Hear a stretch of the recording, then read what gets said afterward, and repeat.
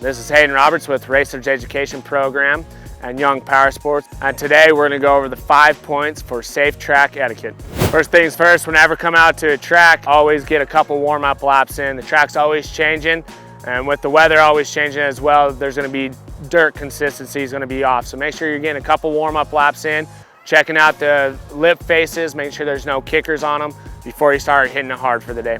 So as you're making your way around the track, if you're not doing any of the jumps, just make sure you're staying to the inside of the track so it allows the other riders that are doing the jumps to get around you.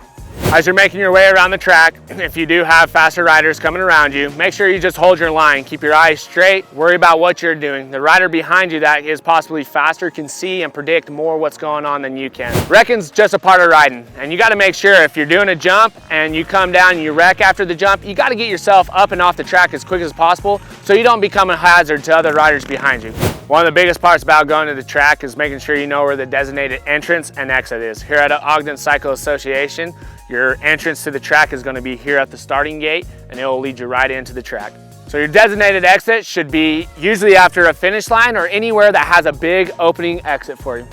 Following these tips will help you and other riders around you have a better rider experience, keeping you guys safe.